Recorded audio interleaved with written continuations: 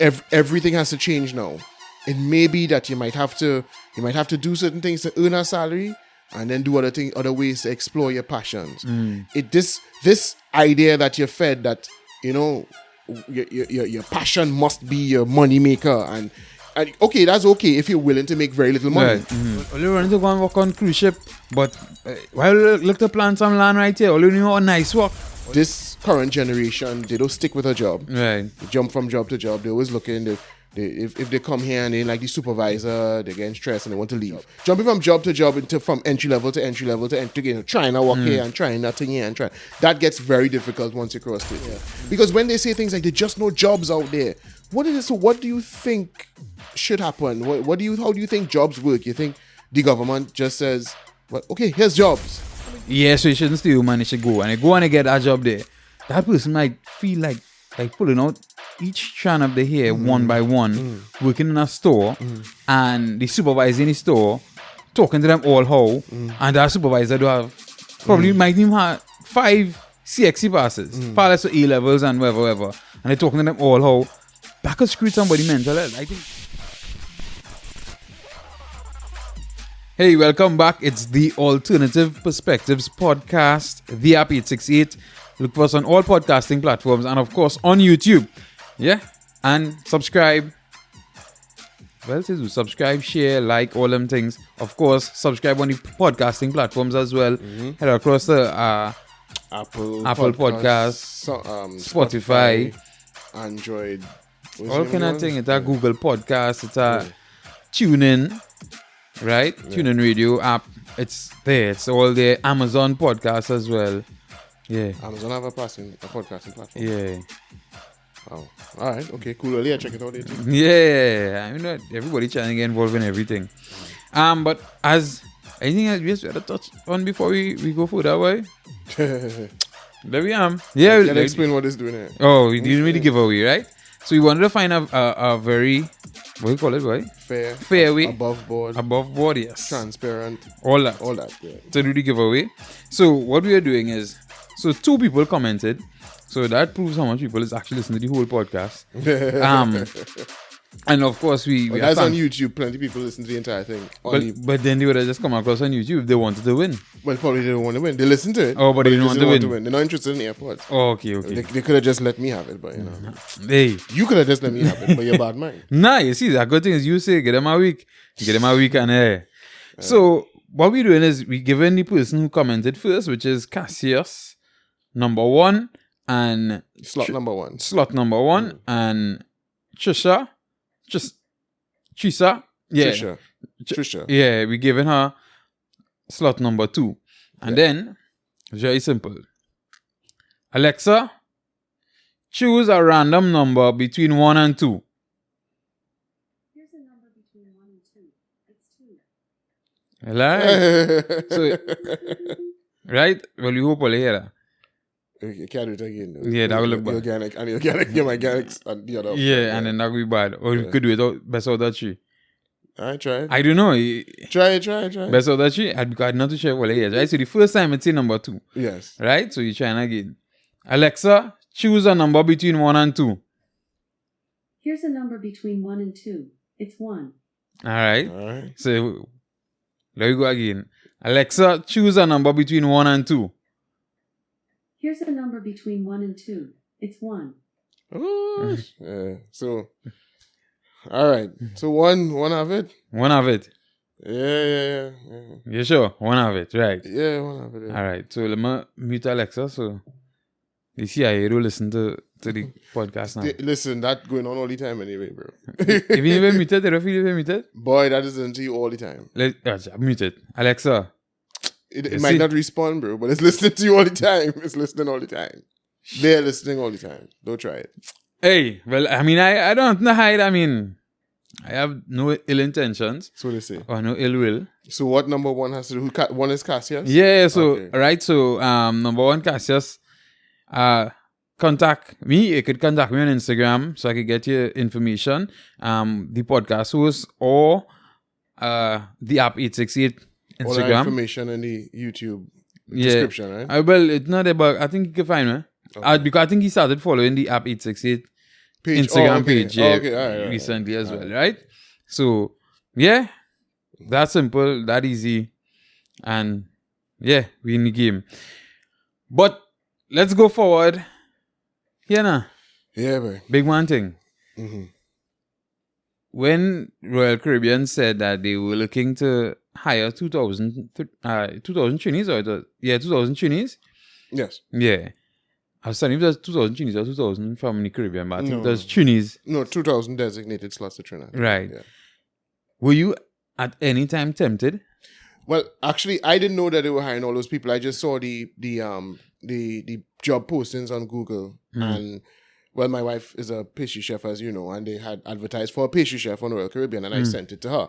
I don't have any training for any of the roles on the cruise ship anyway, and I don't like going out to sea, as you might know. Yeah. I hate boats, so I could never survive, right? Well, I could survive, but it would be very uncomfortable.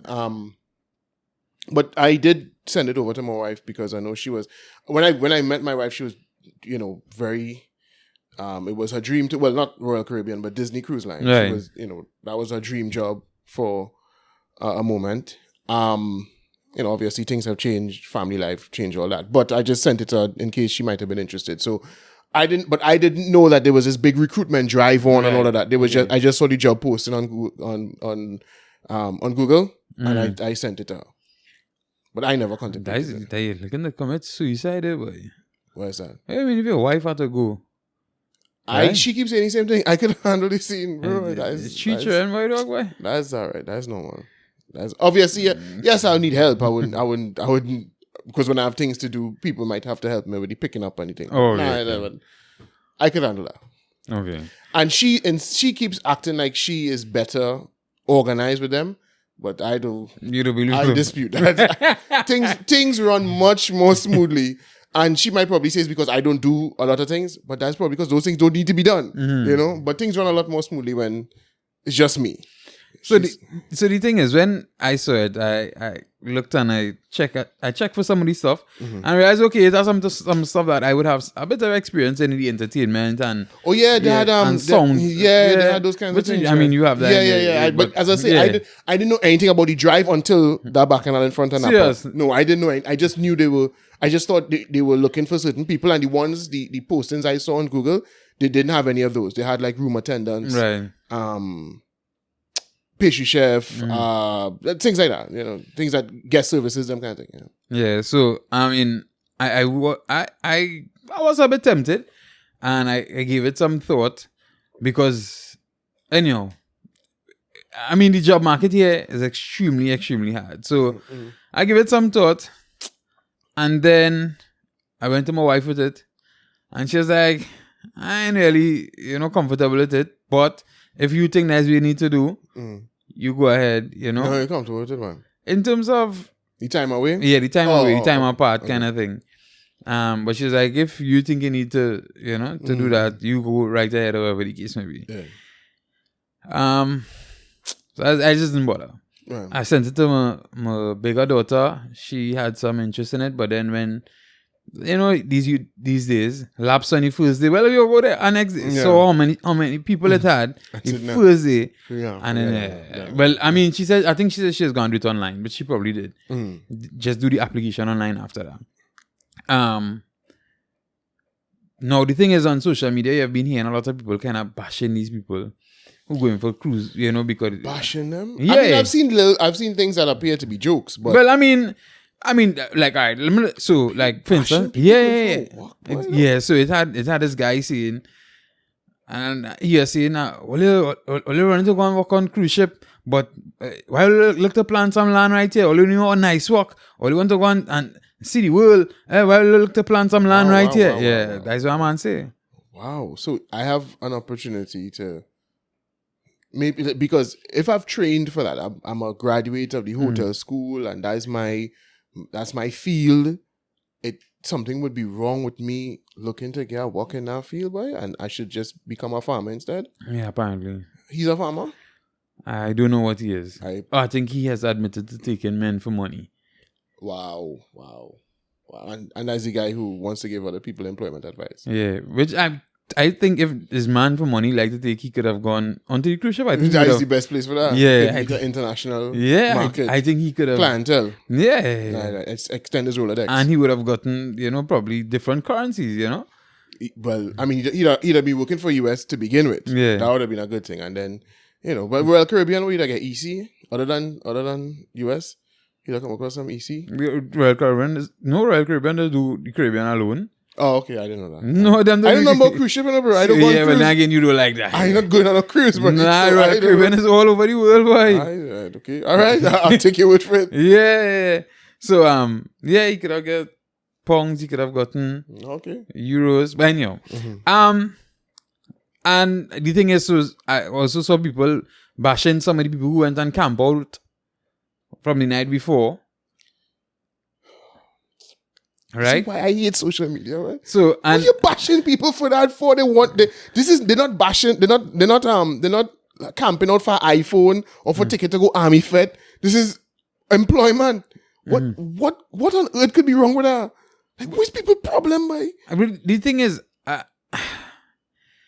what I've realized, or I think is happening or was happening, is that a lot of people who had things to say probably not much better going on in their lives, Because you ever hear this I'll bet money on when that. Yeah, people that's true. busy, when you're busy, dog, living your life, you don't have time to put on other people, When you realize how difficult things can get at times, or, you know, someone saying how hard it is to keep food on the table sometimes, I'm real happy for you if you're willing to do that. I mean, I personally, my demeanor or my temperament, I would have reached there and been like, all right, I had this idea beforehand, but I ain't going through all this. And I go back home. But I wouldn't have any qualms with people who stand in. This is probably one of the few things you should do that for. If it's for a form of employment. Because I have to assume that many of them are not employed or underemployed at this point in time. So why on earth would it be, stupid for them or what's really wrong? I tell you, that's why you are the resident social media guy. inspector, because I can't get on social media because you telling me this and my blood pressure going up. Like, you are upset that people are seeking employment. Yeah. People. So the thing is, and now some people are saying that because of this, what you saw, it shows a lot of people are unemployed or having a lot of difficulties with work in Trinidad and Tobago. Right. Do you really feel that way, or you feel people just wanted to do that cruise ship work? No, I think it's a reflection of the fact that we have a serious employment and underemployment issue going on in the country. I think if we had done this maybe 5-6 years ago, you'd have had because people have always wanted to go and work on cruise ships. I've always known about that, and in fact, the person who had a link with cruise ship work was a real popular person in the neighborhood. You know what I mean? So people have always wanted to do it, but I don't think if you had a drive like this, you would have had that turnout. Right. In about 5-6 years ago, you'd have had people interested, but not in. So basically, you think that the work market has changed in the last few years? Yes. Because here's my thing, right? I thought when I was younger, companies were willing to take chances with younger people, to employ younger people, and this is how I felt. So, and I felt like once I crossed 30 and I started applying for jobs, people weren't necessarily too much into taking any chances. They wanted the specific degrees or whatever credentials they were requiring. I felt like now we want chances. Once you get across a certain age, you want the particulars. That's how I felt. I mean, obviously I've worked in one place for the majority of my adult life. So you probably have more experience out there than I did. Well, I think for entry level positions, that is the case. And when it comes to entry level positions, as my opinion here, we could probably ask a HR expert or whatever, but it's my opinion that HR experts in Trinidad. Well, people with HR degrees who work in HR departments, right? You want to ask them? They are the ones hiring. People like they are the ones hiring. People like. I'm not I want to gonna call no I'm name, not yeah. gonna call the names, but they are the ones hiring, so they could at least tell you if this is true, that there is in fact a bias or not. I think when it comes to entry level positions, that's the case. The problem is when you've grown, when you've advanced in age, but you haven't chosen a dedicated career path, and therefore you're not seeking advancement in that career path. You're seeking to jump from job to job to job, jumping from job to job into from entry level to entry level to trying to work here and trying that thing here and try. That gets very difficult once you cross 30. However, I think if you have chosen a career path and you are just seeking, transition between maybe, a lateral move or a promotion, more money, that kind of thing, but staying in a particular field, I think that's a different kind of job search that you're encountering. But if you are, as I say, an older person trying to jump from entry level to entry level or switch careers, I think that is a very, very, very difficult thing. And you're right. Again, in my opinion, I think in those instances, the employers do favor the young. But the issue now is that entry-level positions are getting difficult for everybody. Right. Everybody. So young people, middle-aged people, old people, everybody's chasing a very limited number of jobs. And that's causing the issue that you're seeing unfolded now. Of course, years ago, based on my knowledge, entry-level positions required less qualifications and less experience. Yes. Right? People were willing to hire you and for you to get the experience on the job. Yeah. Sometimes they might say, okay, well, normally the position is pay, let me say, $4,500, but we will hire at $35, and after a year, and train you up. And, yeah. Right? That is the kind of thing we used to see long time. Based on what I'm hearing now, you're really finding that because they want people with degrees, yes, to start to do entry-level jobs. And well, that is because there's an oversupply of degreed individuals, of credentialed individuals, which we talked about before.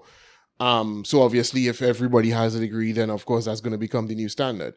And I think the other thing that's happening is that the employers, well, and I know I've heard this a lot from employers in the US.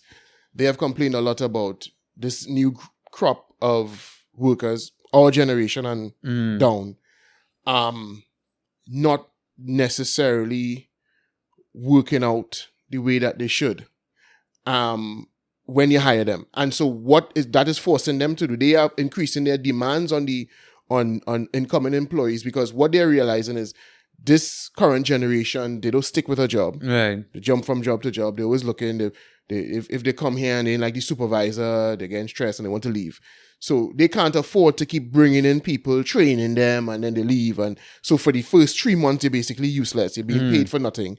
And then as soon as you gain some sort of proficiency in the job, you move on. So at the very least, if we could get somebody who could hit the ground running, then all right, even if we have to replace that person in 6 months or a year, we didn't lose 3 months just paying or just training somebody who would leave. I think all of these things could be solved if people just put a little bit more effort into what they were doing. But everybody just want to do the bare minimum. The HR people want to do the bare. They want to have interviews and just ask generic questions and, not really look into people's character. And, if they have a proper chat, if they hire someone who's actually insightful and who has skills, HR skills, and not just somebody who did an HR degree, then, they could do a better job in their recruitment, and they would have more staff retention and so on. But nobody really wants to put the time and effort into that. They just want to hire people and and pay them and hope they stay. But I mean, you're talking about just now where some people going into jobs and just leaving or whatever the case may be. Right. But we have seen the story of the guy who lost his job in TSTT in 2018. Yeah. And the second to last round of retrenchment. Right. And was struggling to find a job. Credential, he got a master's just before he was retrenched. Right. Yeah. And having a master's, and it was still difficult. Yes. Then we saw the story of the young girl who was out there trying to get a job. Graduated in 2020, I think, in the midst of the pandemic. And her first degree. Yeah. Problems and real problems end up She said she put over 100 applications. And that when I read that, I was like, scratching the surface. I think midst of my job hunt, I probably sent out 100 in 2 months. I think a lot of people find that those figures hard to believe. No, not when applying to a job is as easy as it is now. You see something that you want to apply for on LinkedIn. There's simply easy apply. You click, and they send everything. A few things. Do you want to use the same resume? Blah. Sometimes they might have some questions you might need to answer. You answer those, and off you go. And then with the job posting sites, you could apply to 5 jobs a week, 6 jobs a week easily. If you, depending on what field you're right, in, and if it being generic. Because I've received calls from people about jobs I applied for and couldn't remember what they were talking about. Okay, that's like in the most recent times. Not this most recent time, but about 2 years ago, the last time I was on the hunt really. Well, not 2 years, just before the pandemic. Yeah, the pandemic. And I received a call back from somebody, and it's like I in my mind I can't remember what you're talking about. Like what was the name of the company and all. I couldn't remember. So yeah, that's how often I was doing that. So that's that 100 applications is not that much. All right, so let me tell you what was my experience. I think I want to jump into that. I mean, I know you kind of technical. I don't know if you want to go into your experiences, but so my work experience when I was probably about, one, and me disclose this, my father had a business. My father had a business and he died, left the business for my mother to run. I can't say leave it because he just died, right? But the business was there. My mom started to run it. My father died when I was 8. So, but I kind of knew a few things about, because it was technical stuff, right? A sound company. And he was working with a company before, and then he left the company. I think he was working Radio Trinidad, right? But the guy who was his boss in Radio Trinidad, he came and he helped us with the business and whatnot. And as I was growing up, he taught me more and more and more about it. So that's kind of my first job. So I can say I started doing that from about 12 years old. But then again, I wasn't getting paid for it. It was basically just helping my mom so we could keep food on the table. And them days, some tough days, but we did it, right? From there, first official job was with Bermudez as a merchandiser. That was a LinkedIn, to be honest with you. I think my mom had known somebody there. Second job was Jerry Murray's track as a LinkedIn to from what I know somebody. And while I was there, a job posting came out for the job in CNMG. Right. And a guy by the name of Lloyd Bihari, big up Lloyd, he brought it to me and was like, hey, youth man, look, a little something here, any peoples, try your hand. Right. You understand what I'm saying? Right. I want you to come out of here, wherever the case may be, reach for more. Right. It's like, all right, cool. That job in the US Shack was honestly, it was a kind of awful environment, awful kind of job. Barely any room for growth. Anyhow, and I applied for that job in CNMG. CNMG is now opening up, and got call, right? Yeah. And it was easy like that. I went, and apparently I impressed whoever was there, and now got a job. And that's simple. I worked there for 13 and a half years.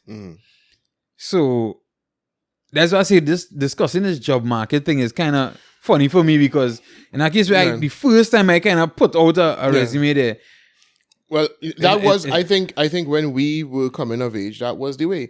In the early stages of my work life, I jumped from job to job. It felt like everything I applied for I would get. Serious? I worked in several different financial institutions and all that, and I was saying earlier that the employers are complaining about people like us, and they were, to some extent they were right. Our generation has a sort of an idea of, if this thing ain't feeling perfect, then don't try to make it work. Move and find something else. And so that's how I operated. And back in those days, getting an entry-level job in in a corporate setting was fairly easy, and there were very few jobs where I had any link. A link might have told me about the job, but they didn't have any weight to get me in. But and that's why later on in life it was hard to come to terms with the fact that it's not that easy anymore. You don't just say, well, I want to work here and apply and go. For the first probably 10, 12 years of my work life, it was like that. I jumped from job to job searching for what I felt would work for me, and and then I left the country and all of that. So it was kind of wild. When I came back here, I was 29, and that's when it started to change. It was not as easy, to just send out a resume and get a call and go to an interview and impress. And I used to say, boy, I used to say as interview banter. Once I sit down in front of you, ain't no way I ain't getting that work. And I don't think my interviewing skills or interviewee skills have declined. It's just that just interviewing lots and lots and lots more people, and there are people who better suited for the position.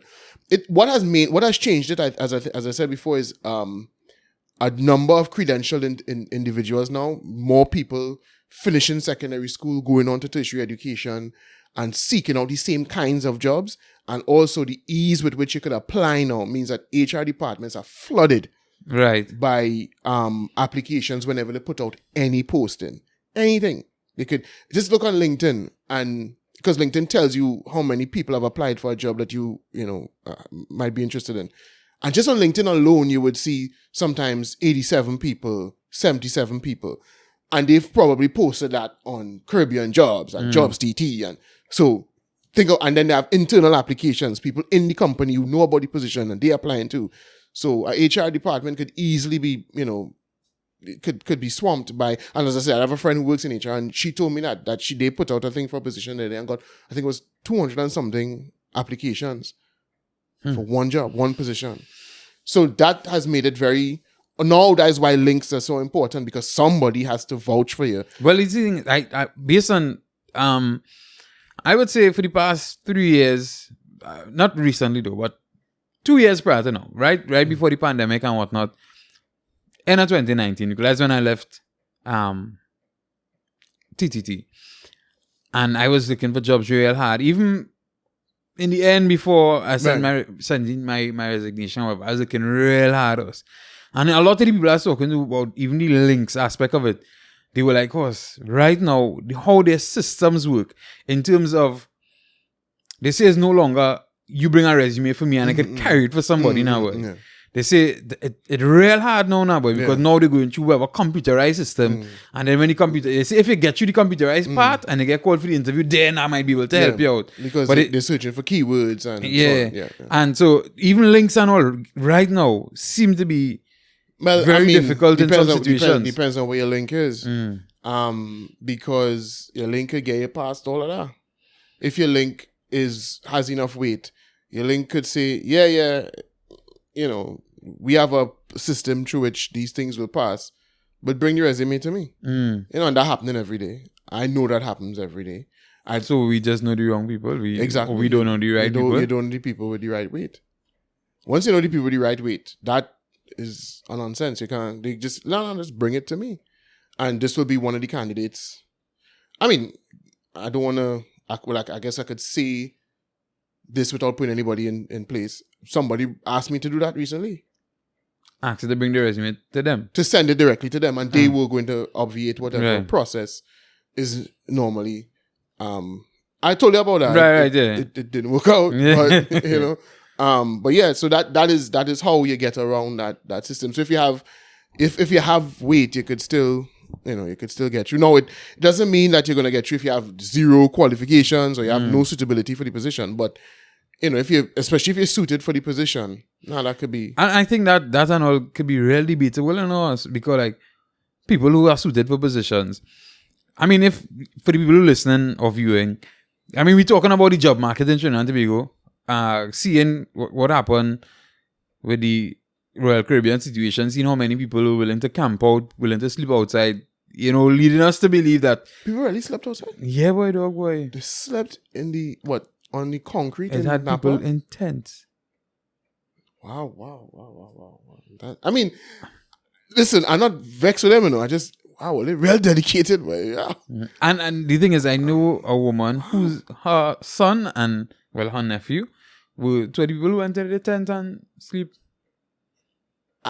Listen, I always said I don't know if I could hack being homeless. I don't have any suicidal ideations, but that might bring it on. Because I could barely sleep in a bed, bro. Like, I have real problems sleeping. I could barely sleep in a bed. I mean, maybe you could get me to, like, camp out, lime around. I wouldn't fall asleep. I'll get up, I'll walk around, I'll kill time. Because I've done that in an airport before.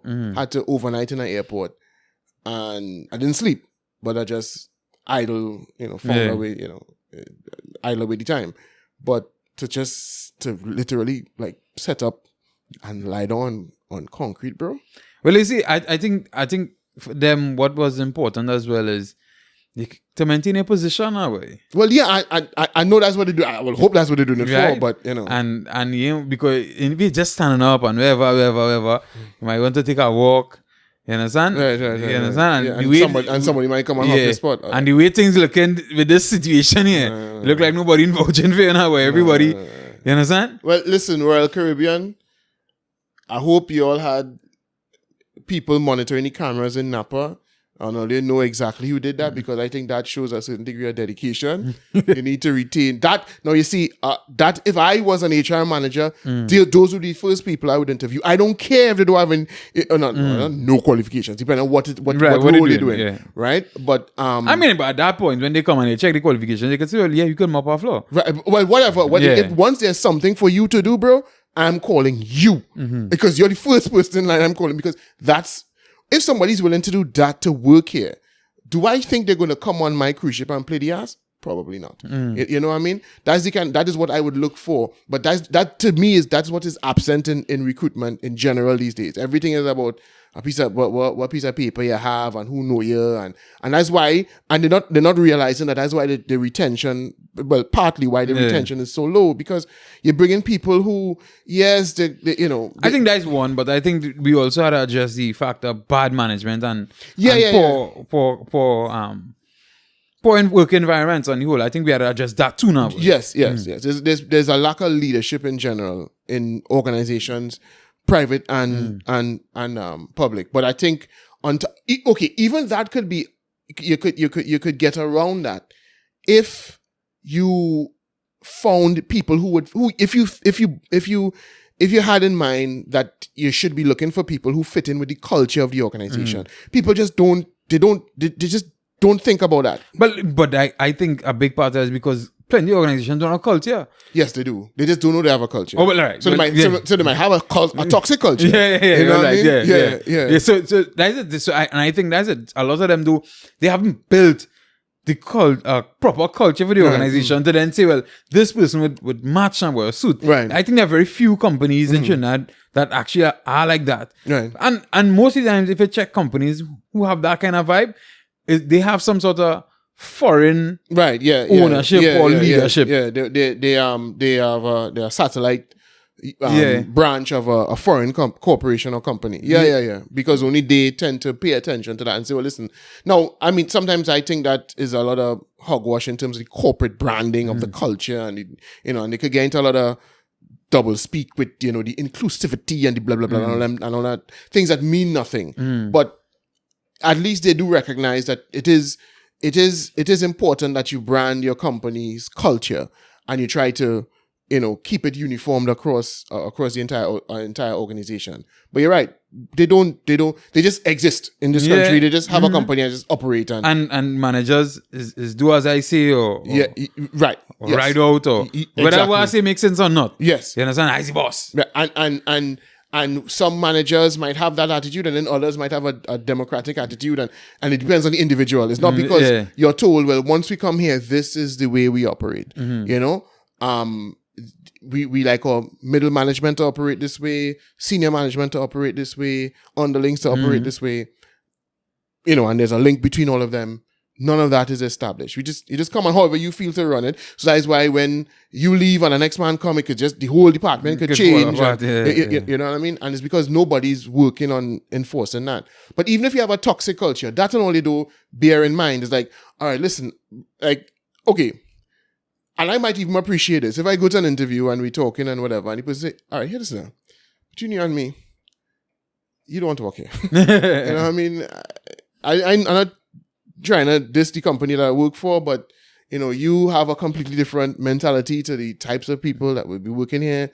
So I think it might be a conflict for you. Or your clash. Right. So, yeah, well, not suitable. I would appreciate that, you know, because they recognize this and this is why I'm working. They ain't changing. So it's best you bring people who go fit this mold. But, well, I mean, other than, let's say... Sad that you do that, but instead of improving the culture of the company. But is there a possibility that sometimes when they watch your resume, they don't bother to call it? Because they're like, so let me give you an idea, right?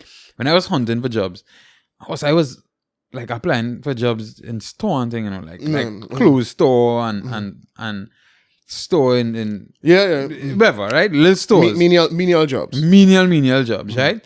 That is how much I just wanted to get out of where I was, right? Right, yeah. And no call. No call. Yeah, it's probably that, yeah. And my thing is, I was like, I mean, don't get me wrong, I do have a great resume, right? But it's supposed to be good enough to work in a store. No, they will look at things like your age. They'll think, all right, a big man, I want a little... first of all, a big man ain't go take the kind of treatment I will want to meet out. You know, I will say, when I tell him he come to work, hey, you're working late today. Have no argument. No, he not looking for nobody to be like, I working late today. Who tell you that?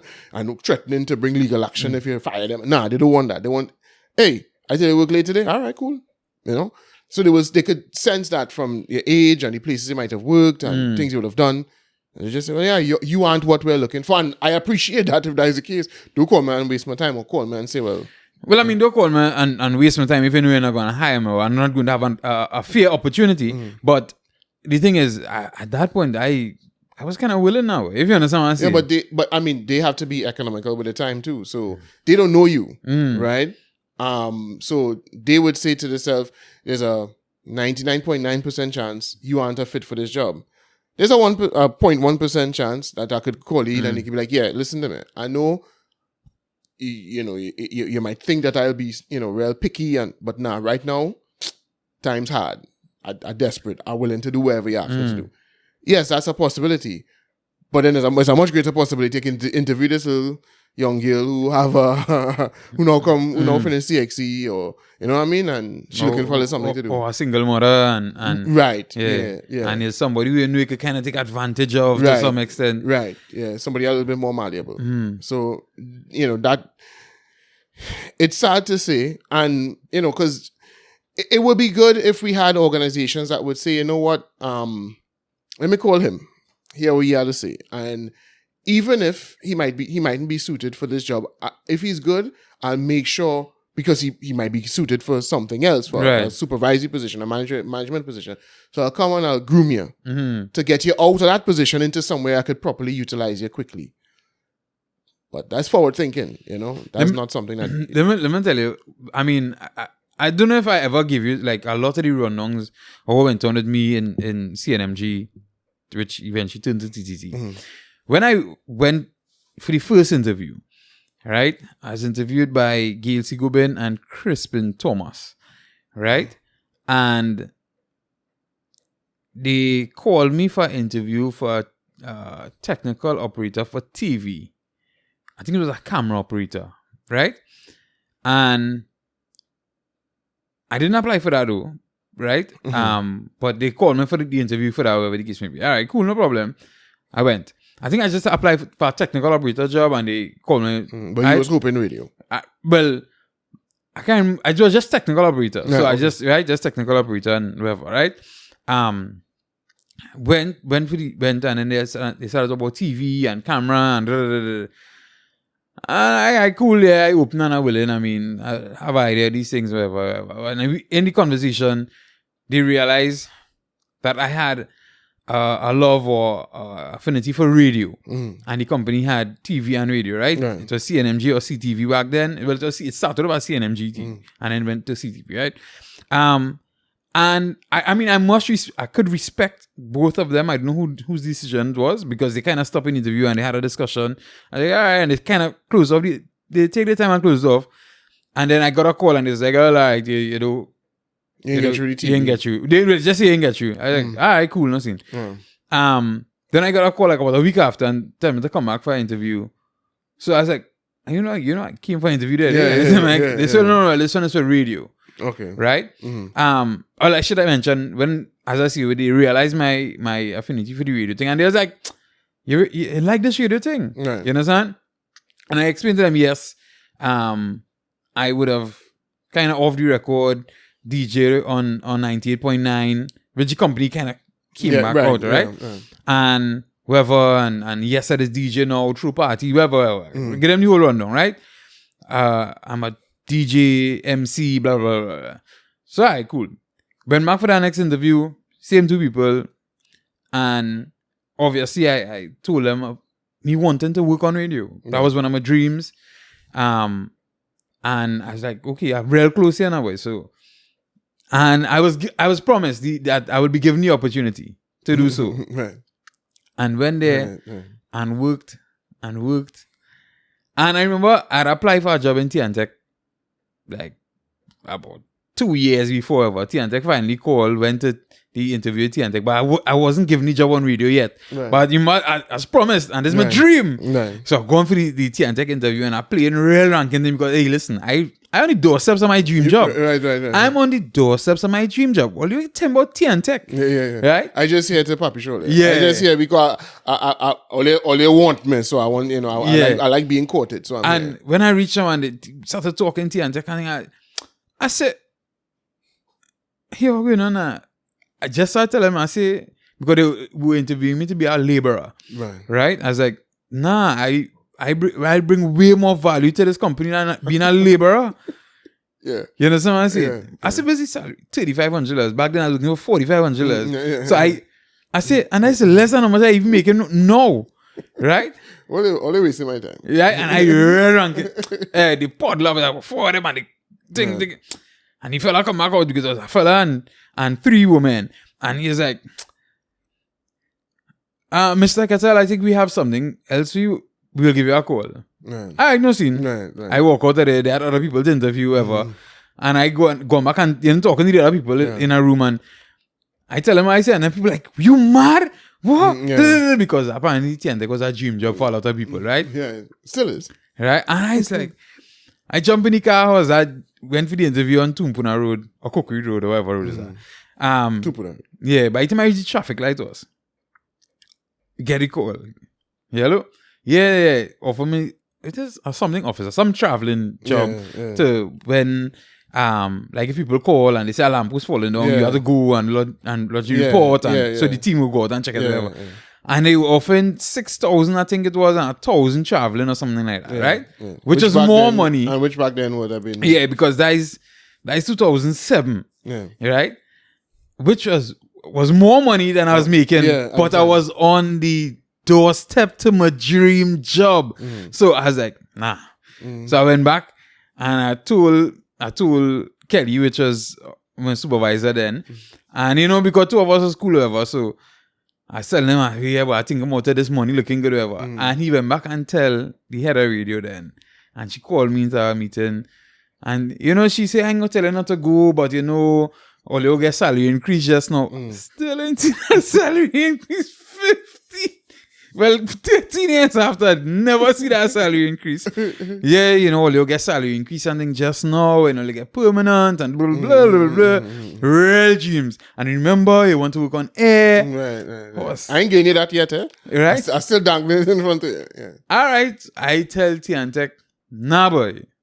Because my dream job coming and salary increase might come, so I might make the same money.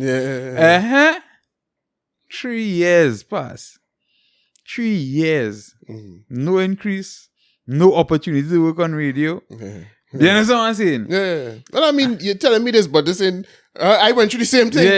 So, and so the thing is... the job market is really, and I mean, I would admit, I think one of the things I regret is not taking that T&Tech job. Because boy, oh boy, today. I mean, even if you might be fighting retrenchment soon, because they're coming for them just now too. But So, but by now I would have had 15 years work yes. experience. So I think other people, or even if I was getting retrenched, I think the package that might have come with it. Yeah, but I mean, Right, the man from TSCT probably got a good package too. And he's struggling now because people just think that severance money on if you have an entrepreneurial mindset, then that might be the seed money to kick off your business after. But if you don't have if you believe you just go and just find the next work. No, I think I have a little entrepreneur. Look, we're doing our thing here, and this is, and right now it's a labor of love, but eventually, eventually this is we doing something. It's not like we're doing nothing, we're doing something. And if we had more money, we could have done more. Right, yes. We can set up a little Patreon if people want to. If they want to. So we could get, because one of the things we want to do is have guest interviews. And I was thinking the other day we should do a guest interview, but it will have to be audio only because we do have 2 cameras. Right. And oh God, just trying to split it this one camera setup with 3 people. I mean. And then you see there's a limited space here. Right, exactly. Pretty limited. I mean, there's somebody go fit there. So, that space is kind of small, Exactly. We look like we're too intimate, what I mean? Yeah. So and if it's a female, it might look like harassment. So we could don't look at chipping for a new camera, what I mean? But anyway, but one of the things I think though, in terms of solutions, no, there are 2 things to mention, right? I know you don't like to talk about it. As you say, YouTube does malfunction, but there is one thing I want to say about the state of the economy, because that is the job market has become tough over the years, and that has a lot to do with, as I said, oversubscription to of people to certain kinds of jobs, right? And we're gonna get to that in a minute. But the other, obviously, what's impacting now is the last 2 years. Yes, the last 2 years we're in the midst of trying economic times. And I would like to have the people who felt that, we could just shut down the economy for months on end and it would just pick back up and everything would be all fine. I hope you understand now that you were engaging in a little bit of tomfoolery. Well, all right. So, no, I'm not disagreeing with you, but I think, what's going on, on that side of the world too. The conflict. No. That's driving food prices up. But remember, inflation was on a runaway train. It was prior to that. Inflation, economic downturn, all of those things were, and in Trinidad, the crunch on foreign exchange, all of that was in place before February of 2022. All of that was already, as I say, on a runaway train. So that can be blamed for food prices, and it has added to supply chain issues. But supply chain issues existed prior to that. And the supply chain issues were caused primarily by shutdowns that took place in response to the pandemic, right? Now, again, I am not here to say, what should or should not have been done. All I was saying was that what irritates me is that when I was asking the questions at the time, so listen, are we, you don't think we should bear in mind how extreme our actions are now, because there is a cost that could be paid, that will be paid later on? Nobody wanted to answer that question. Nobody even wanted to have a debate at the point in time. Everybody felt they could just block their ears and say, la, la, la, la, la, la. And, because it's uncomfortable to think about that. Because you're saving lives. The most important thing is to save lives. And I kept asking, but what if the economic crisis that follows from what we're doing now also costs us lives? But I know you can't think about that, or you don't want to think about that, because that correlation is loose in your mind, and you don't have to think about it until later. Well, you see, I don't think. I understand. Yes, it's kind of true what you're saying, but I think that is the nature of our politicians. Because the nature of the people, and the politicians are supposed to be better than them. Right. The politicians are the ones who are supposed to say, "Yes, I understand you're frightened and you're scared, and when you're scared, you all rational thinking goes out of the brain. But we as leaders, we are supposed to not give in to that, but try to tamper it and say, listen, taper it, I should say, sorry. And say, listen, I understand we are scared, and I understand that people are calling for drastic actions. And it's not that we're going to do nothing, but we have to bear the future in mind. And we're going to have to be a little bit more measured and stoic in how we deal with this thing. But the politicians we have, and to be fair, many across the world, they just gave in. Well, all right. So, yeah, why wouldn't you say many across the world as easily, right? It's because some, at least the oppositions in a lot of those places, right, some of them, yeah. we were like, hey, this is going to go. Right. Here it wasn't even here. Yes. Here it didn't even get, everybody was on board. And I mean, the opposition was halfway on board and then not really on board. But the thing is, and they were fighting the other things. You understand? They were fighting, some of the measures and whatever. Yeah. You want to close roti shop and let this one. No, I mean, there were one or two little agitations about it, but they weren't bold enough to come out blatantly and be against some of these things because they felt like the public wasn't in the mood to hear that. The public was frightened and they didn't want to be the ones standing up taking the bullets when they start to say things like, because I mean, when we talk about the sun killing COVID, when they talk about the sun killing COVID, we see the big stone that they get for that. So nobody wanted to stand up in the way of that after. So you're right. In some places, the opposing parties did have some backbone. Yeah. Here, there was none. And so we just gave in to the most hysterical and fearful instincts that we have here. And nobody wanted to stop and say, hey, we have to weigh. No, because that the later that you thought would never come, that in your mind you didn't want to think about, well, that later is now. Well, I honestly think, and I could be wrong, but in my opinion, I don't know these ministers or leaders personally. No, I don't know any of them personally. But I think they genuinely operate in a way where they have their armor of whatever comfort they just live in, their salaries, their money, or whatever the case may be. So they don't think like that now, boy. Because, I mean, obviously that money could only help them or guard them up to a certain point. Right. But I think, well, boy, if it's pressure on all you.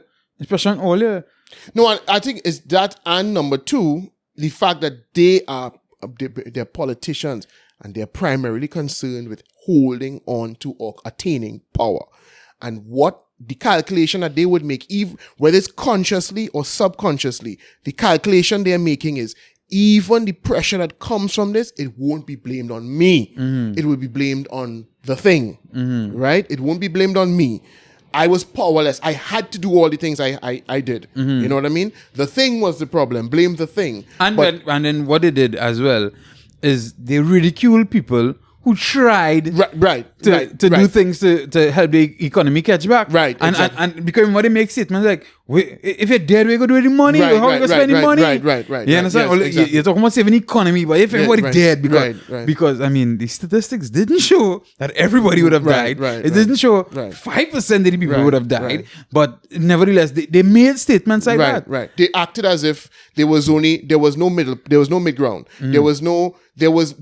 As usual, if you're not fully on board with everything we are proposing, then you're a mad person. There's no legitimate argument that could be made, no legitimate discussion that could be had about what is the collective good, because that is what caused the tension. It was that some group of people decided unilaterally that they know what's good for all of us, right? And there was no debate. There was no spirited debate on any platform where, all right, the people who are like, listen, we're not saying this thing isn't serious and we're not saying to do absolutely nothing, but I think we should be a little bit more measured. We need to come to terms with the fact that when it comes to these sorts of things, is how effective are some of these things we're doing? We may be cutting off our noses to spite our faces. Let's take some time.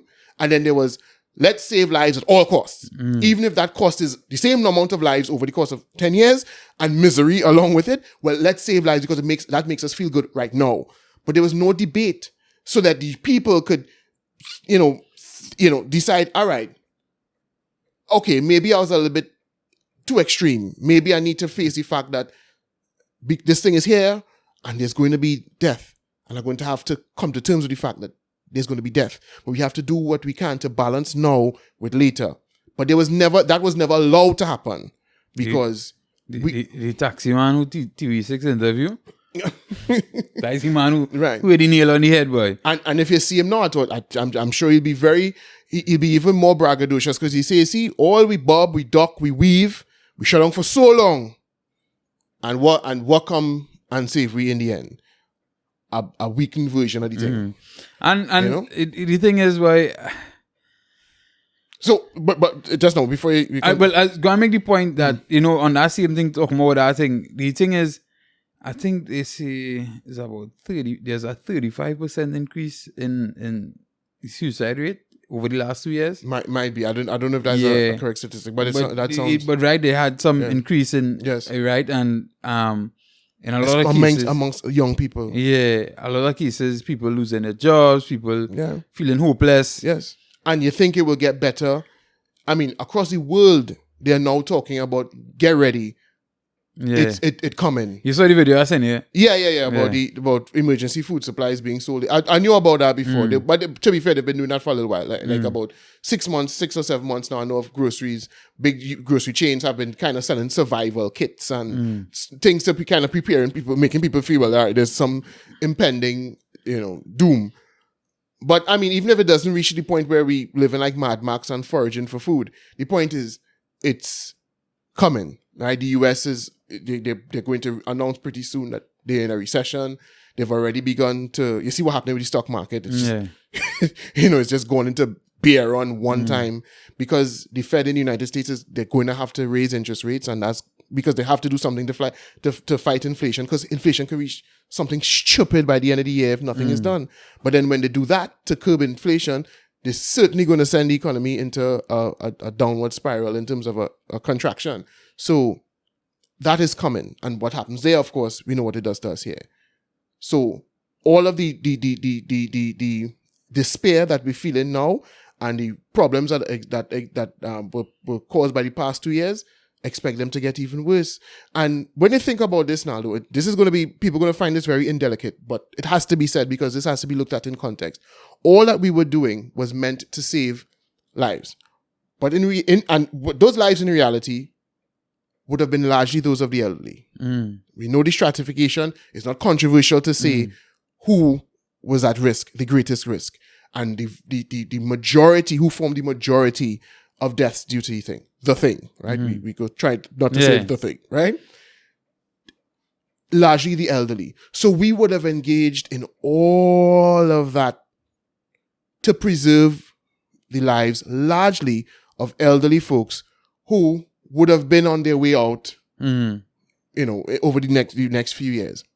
Now, in doing that, we have now probably destroyed the lives of many, many young people. That young lady in the article that graduated in 2020, all of them coming out now with degrees and facing an economy that's not being stimulated in any meaningful way. What do you think is going to happen to them? Look at the suicidal ideations. And she says she had some of that. Right. Some self-deletion ideas. Right, exactly. But not just that, remember with the children being away from school for so long, how much more reported self-harm was taking place. Look at the behavior of the children now that they're back out at school. So something has gone wrong. We may have a lost generation, right? And we may be putting the vast majority of the population into a few years, who knows how long, of crisis and despair and pain. And what would we have done? Or what was that largely meant to do? Save the lives. And we don't even know how many of them we saved. We don't know. We have no idea. Because up to today, well, not today, quite recently I was telling somebody, and then you hear, well, it's a one death or a two death or whatever the case may be.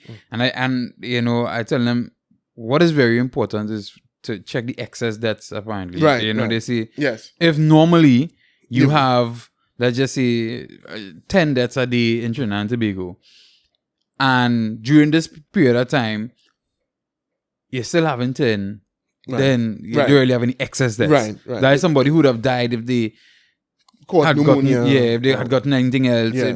Right?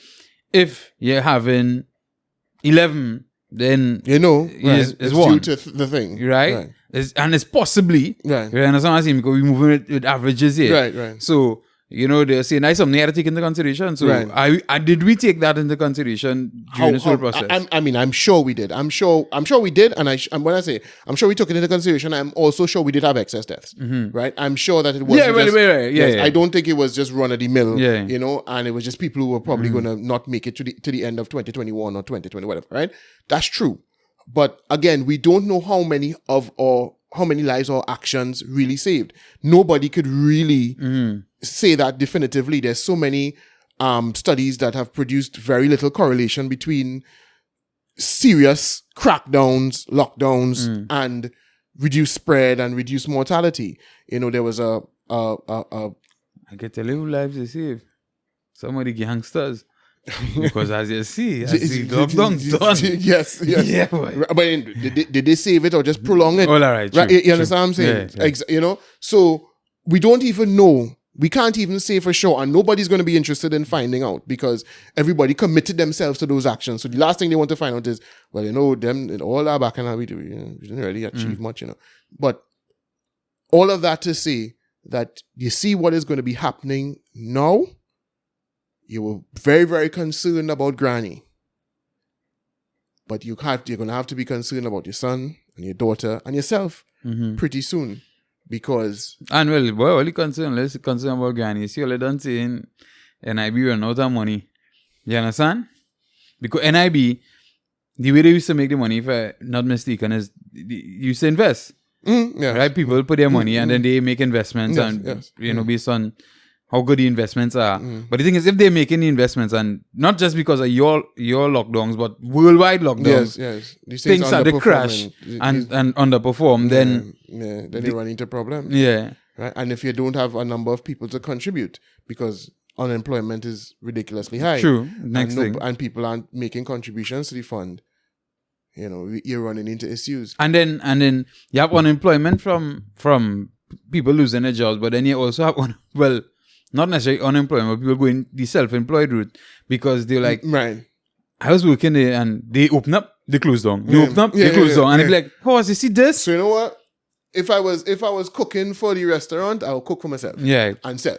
it. Yeah. You understand what I'm saying? And I pay no tax. Right. You understand? And we're not saying that it shouldn't, but we're just saying that's what good on some people's minds. Fuad can't say do that. Fuad can't say do that and don't pay no tax. Right? And well, as far as I know, it's very difficult for a sole trader to pay NIS. Very difficult? Yeah, very difficult. Why? What you have to do is form, if you are your own company, make it a limited liability company, incorporate it, right? And then you list yourself or whatever the case may be, and then you get paid. But domestic workers pay NIS, make NIS contributions. The last time we checked which was quite recently too. And there's more than one person I know went as a sole trader, right? You have a business trading as, they didn't have things in place. They say they're working on it. Well, maybe she was lying, and I know somebody who was a domestic worker who was saying she was making sure and making her payments. And she's talking about looking forward to receiving her monies when the time comes. Was she making those payments when she was as a domestic worker? Yeah, she's still a domestic worker. Okay. She didn't reach retirement age yet, or when she wanted to retire, however. But she was. I mean, I'll have to find out from her, but she was making it clear that she makes her contributions because she ain't playing that, and she want to get her money when time reach. I know at least 2 or 3 people. I know somebody who all the rest of people work everything. She has an accountant for her little, right? She's a hairdresser, and when she went there, so they were saying that she had to incorporate and that way. They have insurance companies for that, man. Right? So she could organize she stuff. Forget the government if the government playing mad. But bringing it back to the point is that this is the reality of what we're going to be facing right now. And I hope again that all of the people who were so happy about, just thinking, well, yes, we could just shut down and just, So do you think though, a lot of the people who went up for those cruise ship work or for the cruise ship work, some of them just wanted to get out of here because they probably thought that they just make weird decisions or bad decisions. And if I could could get find a link. No. Like if they could get a job out of Trinidad, and like one of the reasons they went and go through all that drama for the cruise ship job was to come out of here, is because I mean, but it's not permanent move from here. I know, but at least We feel like we want to go and like form well, link or get a they could probably connection do that, or find could- romance and with somebody from another place. that could happen. But there's some people who here, I just want to leave, dog. And if there's a way to not be here, you understand what I'm saying? Well, it might be, but I don't think that necessarily would have been COVID driven. It might more be, well, they just dislike the country. Because, I mean, there's fair enough reason. There's a lot of reason to dislike the country before COVID. You know what I mean? So that might be a factor in it too. That might be a factor. But I think it's primarily because people just either unemployed or underemployed, and then they want something to do. But the thing is, even if you're underemployed, I think going on a cruise ship, you end up still being unemployed, because I think those jobs, those higher jobs.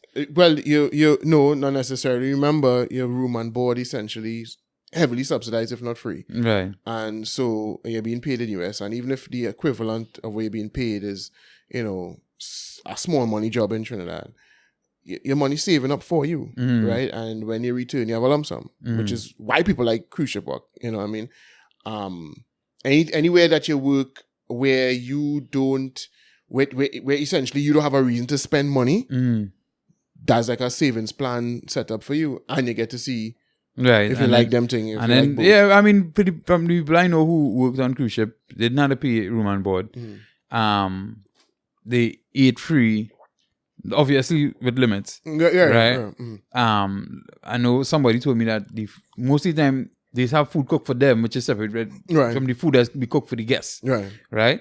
They weren't saying that it was like a lower standard or whatever. Yeah, but someone else caters to them as opposed to... right? The staff has a different kitchen or whatever the case may be. So I guess, I mean, you didn't have to buy no food, you didn't have to pay no transport, you didn't have to pay no rent. Exactly. Yeah, I guess. If you have a car, you might want to rent it out, or what I mean. If so, why you're not using it, whatever. But the point is, there could be a good reason if you are underemployed to still jump on the cruise ship. So what about the picking apples? Because apparently, right now we have a drive for the picking apples. I don't know if it's finished yet, but and I know somebody who get a long-term contract with. I know. What's considered long-term? I think it's 3 years. So then, is it them getting permanent residency if they want? Well, I don't know if that type of work permit allows for that. Because remember, they might have that specific program may have as a condition that the time spent on this cannot be used as time that put towards permanent residency and that kind of thing. But if you're a skillful individual, they could find your ways while you're there. Again, romance, which is in his case, he's he has all ability to do that. He has no connections with anybody, as far as I'm aware.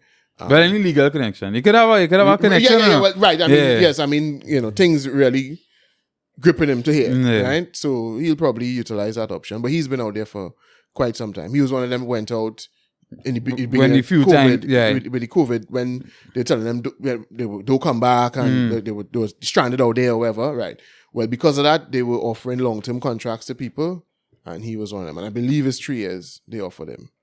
And so legitimately, the thing is, I heard the drive here was quite oversubscribed as well. I wouldn't know that.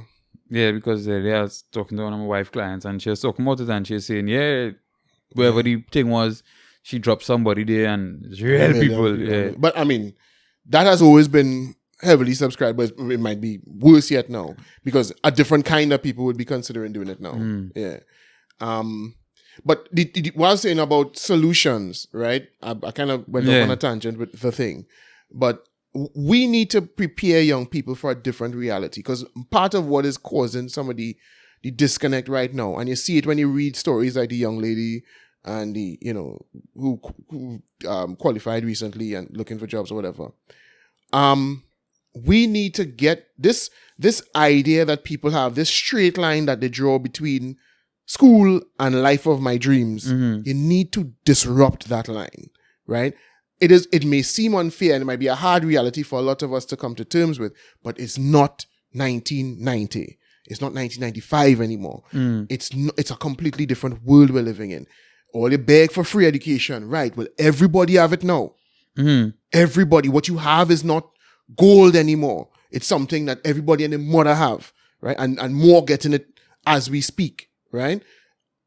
And so this idea that we go from here to here to here, because when they say things like there's just no jobs out there, what is it? So what do you think should happen? How do you think jobs work? You think the government just says, well, okay, here's jobs. I mean, government does that to some extent, and there's, make work programs like CPEP and ERP, but you remember orange? Color me orange? Yes, yes. Is it color me? No, it doesn't color me orange. It was orange. Something orange, but something with orange. But then make work program. Yeah, make work right. But so there's that. Do you want to do that? No, right? In terms of white collar jobs, the public service could only expand so far. We talk about all the time about the companies like TSCT, which is not a public, which is owned by the state, but it's not run like a ministry or whatever. But the point is, look how bloated that was. So the government can't just keep expanding the bureaucracy to just pull in everybody. So it has to be that the private sector is not developing in a way that is able to absorb the kinds of young people that are coming out now. They're not able, because everybody's chasing the same types of jobs. Nobody want to be a farmer. Nobody want to be people do want to be mechanics and farmers, but they're very few. Right. You know what I mean? Everybody feel, well, I go into school to learn all these nice highfalutin subjects. I want to come out and do something nice.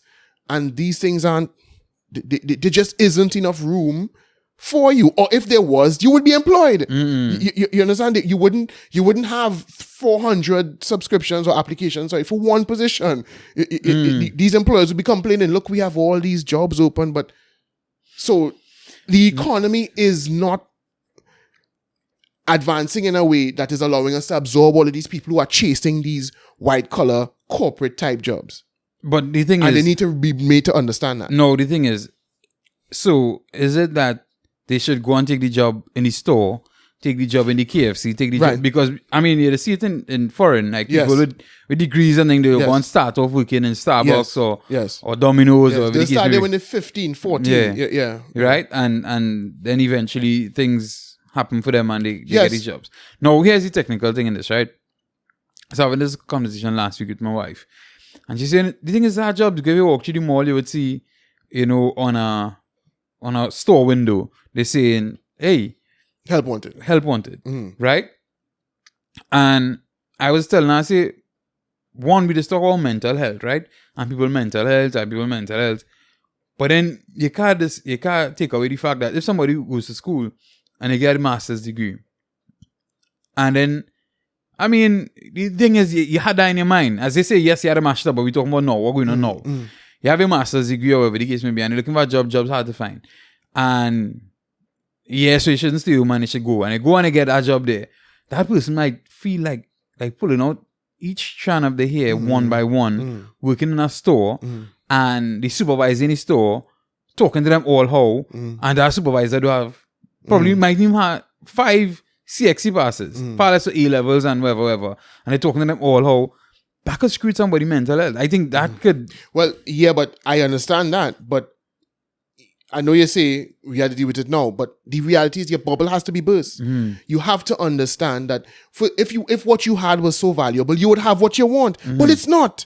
It's not. So you need to understand that straight line that you draw between graduating from university and walking into my dream life. It may, and you see, the problem is social media makes people feel like, for the few people for whom that happens, you feel as the norm. But that's not. So when you hear people saying, well, in the same article, the girl was saying, I have a degree and they want to pay me under 5,000 or 5,000 or something like that. You understand? It doesn't matter. You had to come out like everybody else. I know that's not what you were told. I know that's probably not what happened for the generation just before you. The generation just before you, if you had a degree, you was like a lord. But no, you're not. And so you need to understand that this is a changed world. And to get some of the things we take for granted, these dream jobs and these excellent careers and these wonderful lifestyles, it's no longer to be taken for granted. Especially these trying times, that's an extraordinary life. And if you want to live an extraordinary life, well, you have to be extraordinary. So now you have to decide, all right, well, I have to start working in this store, but then I have to start to learn to network, and I have to do this to increase my value, and I have to do this to increase my worth, and I have to realize I have to pay my dues, and 6 years. But the thing is, a lot of the things you're talking about, I would hear on more part of American culture. They start a small job and they do this and they network but I think in Trinidad and Tobago, they might have a real good chance that you could do that and just get stuck, In the States too? Well, I mean, I don't know. In the States, there are a number of people who never get that lifestyle that they're chasing. Because like I said, if you want an extraordinary lifestyle, you have to be extraordinary. And so now you have to make the decision before you jump in the people them school to do whatever it is you have to do. Is this for me? Is this the path that will give me the greatest chance to success? Or maybe the greatest chance to success for the lifestyle I want might be for me to learn to do something with my hands. You understand? I need to be a hairdresser or a nail tech or whatever. And because these things are could be very lucrative careers too. And you need to say, well, why should I join the list of 1 million people who have a business degree or law degree or whatever, and then never make it to where I want to be? You know what I mean? Because a lot of these, even those who get the corporate jobs, they're not jobs they love. You know what I mean? Or some of them might pretend that they love the job on social media, and they take the picture on a morning workflow, blah, blah, blah. But in the back, they're doing some, their job isn't that challenging. They're probably doing repetitive tasks, but they're getting paid enough so they can pretend to be living this lovely lifestyle. But there's a lot about what we feel the world is out there and what is the reality. So you now have to make the decision, all right, do I really want to be one of them 10 million people with a degree that not really say nothing, and I don't have the drive, the passion, the energy, anything to push to make it in that field? No. So then leave the people on them degree alone and find something else to do. But if you feel as if the only route is through this, then you're going to put yourself into position for a life of pain. Because the bottleneck will close in. Yes. Exactly. So you need to understand it's not, I mean, it might be unfair because you think, but why it was so for them and it's so for a few people now. Why I can't be like that? Because it's just not the reality. But I also think that, to be fair to these people that you're talking about, I think there's no one having that discussion with them though. Right, yeah, I know. Right? So you would find, people who, so a lot of people, because you might be saying this, and you and very few people, you, Gary V, a few Gary people, V? Yeah. Okay. All right. I didn't expect to be put in that category, but yeah. Right. So you would find that their parents, even their parents' peers, would be telling them, no, go on. And I think that's what leads into the depression. That's what leads into the chaos, is that nobody's having this real conversation with them. Yes. And so, I know. And we're here now. They should listen to the podcast. Right. That's why the podcast should be blasted across the nation. The thing is, we're here now. Not in the podcast. Yeah, I understand we're here now, but but there's nothing else that can be done other than the reality has to be made clear to you. It has to be made clear to you. I think, and however you fall out, wherever fall out come from that is up to you. I think that's the bacchanal, I think because now, as people bought the dream and they're here now with these pieces of paper in their hands, and you're telling them, hey, it looked like you might really have to go by Starbucks and start off, and it might really look like. I think that could lead to some self-deletion there, boy. Nah, listen, I mean, maybe, but I think self-deletion will happen when you stay at home and you ain't getting work either. You're not getting any job, So you run the risk of having them, because like the young lady who you're talking about, she ended up taking, well, not you talking about, that was in the article, she ended up taking something, but prior to taking something, and she was frustrated, she was depressed, and she was this and that. So it doesn't matter. The point is, you're gonna get depressed, and you're gonna get frustrated and have the self-deletion thoughts. Anyway, you take it. So you might as well, the faster you wake up to the fact that what you think is not what is, the better, the faster we could, begin to adjust now. But I mean, I don't mean to blame, I'm saying young people, because there are plenty of people in our generation who have the same ideas and they just don't understand this is not how it works. it's not 1995 anymore. And we have to have that conversation with our children. And you can't depend on the politicians to do it, because they want to talk about how much people at the center university and how much they want to hang their hat on that. That is a pips for them, right? The frustrations with the joblessness and the youth unemployment, that's a, And to be fair, in Trinidad, we don't really take that serious now.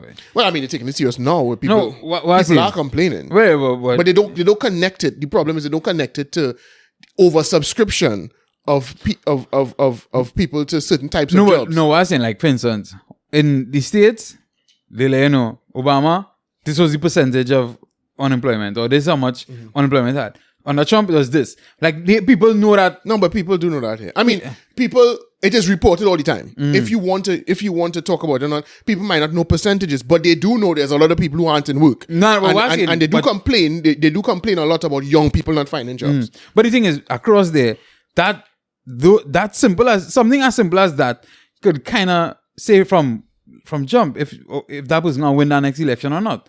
I mean, other than Trump's situation and him being him, right? That's something that people is real beyond that, but it's a talking point. That's not really a talking point here. They'll brush across it in this wild way, like, people not getting jobs. But if it's say that to people who have jobs, they'll be like, well, no, okay, there's a few people getting jobs. Again, to be fair, the opposition has been hyping.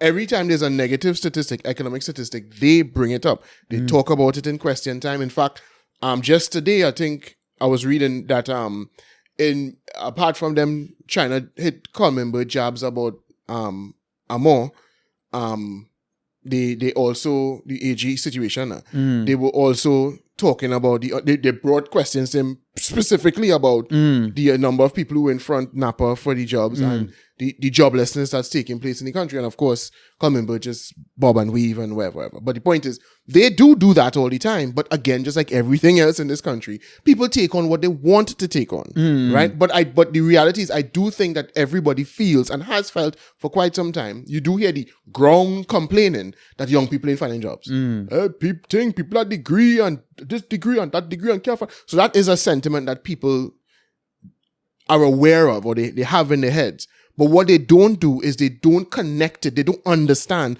why that is. They just think, well, there are no jobs because the government ain't doing what it's supposed to do. The government's supposed to just have jobs, right? You know what I mean? Look at how many... observe whenever there's a protest in a community. We can't walk any place. So what is it? The government supposed to come to your neighborhood? Unless you're talking strictly about CPEP, right? What is the government supposed to do? It's supposed to come up like build businesses in a place so people can employ. What do you mean by there are no jobs in Laventille? Like what other residential neighborhood in the country has jobs? So they don't even understand what they're complaining about, and they can't articulate what they don't understand what is causing what is happening, and they can't articulate what the actual issue is. And because we can't do that, we don't connect the fact that the reason why we have all these young people who are credentialed and can't get jobs is because we are credentialing too many people. And some of these people should be looking to find other kinds of employment, other things that other skills should use they should look to employ other skills. And the thing is, look how many people, credentialed individuals. I have a personal partner who has done that. Well-credentialed, degree in a technical subject, went to teach, and kind of enjoyed teaching, but didn't really like working for people, and has decided to do something completely different and gone down a road that was his passion. But why didn't he explore that firstly? Because he never felt that was something to do. Because he was told, go to school, get a degree, get this, go and work. Right? And he didn't think, well, the skills he had or the passion he had could have formed an occupation for him. So he never explored it. Now, he was very academically inclined. It's not like if he was forcing himself into what he was doing. But the point is, there are lots of people like him who became credentialed and then decided, nah, I'm going to become a DJ. But you see, that's the thing. But that brings back to the point I was making. I was telling you, I was talking in the group, and I was like, yo, with all this gate money we spending, they need to find a way to quantify, what is going on. They need to be able to say, oh, listen, be spending some of the money, and this because if you were checking back on and keeping tabs on these things, because you would realize how many people going through the gate process, how many people benefiting from gate, if you want to put it like that, how money is being spent in gate, and then people go in, get degrees, and then come out and then not using it, or using it for a short period of time, and then realizing, nah, boy, I have a different. So then you realize your approach as a country needs to be different when you're teaching people and you're talking to people, or whatever the case may be. And deciding who to subsidize. Right, who to subsidize. And yes, who to subsidize is the second part of what I'm talking about, but then we'll have a different conversation in school and start to kind of tap into these children's skill, the passions, things that they really want to do. So, boy, this youth man love car, boy. You realize from Form 1, Form 2, everything is a car, is a car. Well, all right, in Form 3 or Form 4, we start to have you have a mechanic course, something going on. It could be the most basic way. Wasting his time with bullshit like French and Spanish that he will not remember when he's the day after the exam. If you remember any on the day of the exam. Stop wasting the time with this bullshit. Stop wasting the time with things that, it's not reaching them anyway. It's not, you check them 10 years later, they can't remember any of these things that they learned. So what was the point of doing that? And you ignored all of their actual talents, skills, and propensities. All of that was ignored because you have your curriculum that you feel you should shove down everybody's throat. And they are, we seeing the results now because people are feeling lost. They're going down this road and they're realizing they ain't no big set of opportunities here for me. Now, I listen, I know it's going to be difficult, because there are some people for whom that is the route. The degree and corporate world and what I mean? But the thing is, not to cut you, the thing is, if we are able to separate the routes early enough, then we wouldn't have plenty people rushing for the same route. Exactly. And then having the playing field will open up now. There'll be some space on the field now for people to maneuver, for the better people to find it. Because it might be that some people really do have the skills, but they may not have the people skills. So they were really meant to be an attorney, a lawyer, right? And to have a very successful legal career in the legal fraternity. But you know what they're not good at? They're not good at, selling themselves or networking. And the field is so saturated and it's so hard to get an opportunity to show your worth per se, so you can advance that way, because that person could probably get by on merit. If you saw what they could do and they got to give them the opportunity, they'll be like, yes, he real good, boy. He could really do this thing, or she real good. But they're not getting an opportunity because his field is so saturated. And they're not good at selling themselves or networking. So as much as this might be the thing for them, and they may not be able to do anything else. They mightn't be able to sew or, what I mean? But they don't find their way to the top of that career or anywhere near where they should be, explore the potential. Because the other things, there are too many people in the field for them to stand out, and they don't have the extras now, the other aspects of the soft skills that would, get them forward. They don't have those things. So you're right. If we clear the field a little bit and stop having all these people just chase the same things and be told that this is the route to go. Like I know a woman who's a lawyer, and she really don't like this law thing. I mean, she's doing it, paying the salaries, but paying her salary at least. And not her salary, we're making her money. And she wants to be, I think, a TV producer or something. Yeah. You understand? Yeah. Now, her parents, I think her mother is a lawyer and her father is like some kind of a corporate person. Right. So probably her parents this way going, this way heading. You understand? Yes. And so she went on that road and she did, and she kind of unhappy and, But as you mentioned that, I think the other thing that people need to recognize is that everything has to change now. It may be that you might have to do certain things to earn a salary, and then do other ways to explore your passions. This idea that you're fed that, your passion must be your money maker, and okay, that's okay if you're willing to make very little money. Right.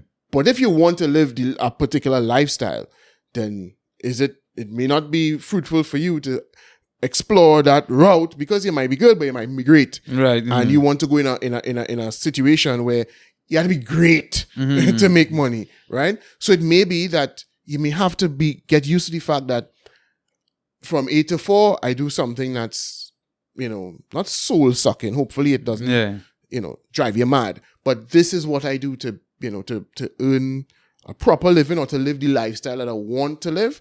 And then this is how I explore my passion. It might be strictly a hobby or it might be a little money on the side. And I think to make it more relatable, for me, when I worked at CNMG/CTT, my quote-unquote 8 to 4, it was a shift job, but quote-unquote 8 to 4 was a technical operator.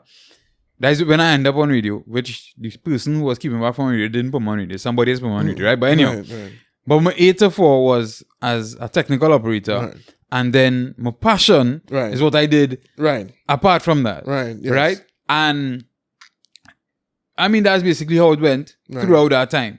Right? Throughout the years, from the time I got the chance to practice or do things that do the thing that was my passion, which is be an on-air personality. And that's what I had to do sometimes. Sometimes you had to put in the extra hours. And build it. Or sometimes you have to be content to know that maybe this will always be a hobby. Maybe this will always be a hobby. But I think that we as a generation have been sold a bill of goods, and this kind of it kind of came in when we were young, where like, if you're not living the greatest life in the world, you're doing life you're doing the wrong thing. Prior to our generation, our parents, they were just happy to be in a job. Right? I mean, my mother was that kind of person. Right. And I think it kind of spilled across into me. So I am not one of the people who had to be the biggest and greatest, just comfortable. Right. Right. Exactly. Because your job shouldn't be the only source of meaning in your life, right? You should be. I mean, if you're lucky enough to find all your meaning in your job, then that's great. But maybe your job isn't the thing that gives you all the meaning in the world. Maybe your job is just, okay, in this world, this capitalist system we live in, I need to earn resources, i.e. money. And so this is what I have to do to make money. And then I gain meaning from my life, from my family, from my hobbies, from whatever. But this idea we have that, because what will happen sometimes, some people tell you, I try to do the 8 to 4 but then, I would enjoy my passion so much that it would just depress me when I go to my 8 to 4. Well, I mean, listen, I can't tell you what to do in 8 to 4, but sometimes it may be that your 8 to 4 is really just unbearable and it's a completely toxic environment and you should get out. But it may be that your 8 to 4 is stressing out because you are expecting it to give you something that it shouldn't. Maybe you should just be like, well, bro, this pays my bills and I should be very grateful that it pays my bills. And I come here and I do that and it gives me the opportunity now to explore what I really want to do. And that's because we in a generation where people just take their feelings and put in everything now. Yeah. Instead of understand, hey, here, I'm here to make money. Yes. Right? Yes. What's the new best say? I'm not looking for friends. Exactly. Right? Exactly. Yes. And you come and I do this to make money. And sometimes you might just need to do that to make the money so you could be able to do whatever it is or to build whatever you need to build. Right. To do your passion at the end of the day. Even come like this. I mean, I would have had to work my 8 to 4 to buy equipment to be able to do, right? Yeah. And name this alone, like even when I was DJing, I would have worked my 8 to 4 to buy DJing equipment so I could have practiced or whatever. And then eventually, what happened? I started to get booked in places outside of Trinidad and Tobago, in other countries or whatever the case may be. But with all the 8 to 4 and just probably trying to grind and hustle, it might not have happened. Yeah, exactly. Right? But I had, because people tell you, there's some DJs out here, they DJ, but it's real sufferation. Yeah. And because, boy, I'm a passion, that's all I want to do. That's all I want to do. And when I go I can't go and sing in the office, and if a man talk to me a certain how, I go into cuss him, and so I think, that is something that people have to take into consideration too. So probably, you might need to work the Starbucks or work the I don't want to tell people work KFC now, boy. But work whatever small job we need to do and probably save your chips. I think our next thing we might need to talk about, which, we talk about the work situation, man. I don't want to get into that too much, but I think sometimes people have to take a little lifestyle, boy. Yeah. I think, until better could be done, sometimes we just had to tone down now, boy. And you see, and I mentioned it before, the social media thing, is that is making people feel like what should be viewed as an extraordinary lifestyle, as if it's ordinary. Traveling all the time and going to fancy, the uptown dance all the time and the this and the that and the restaurant lime and that's not. No, listen, I understand that for some point, for a period in time, it looked like everybody was living like that. And maybe that was the case. But now, you need to understand, and again, you go say, but that's unfair. How come he get two and she get two, and my mother get two, and my sister who a little 8-9 years older, she get two, but I can't. I don't know what to tell you. That is just the reality. You need to understand that.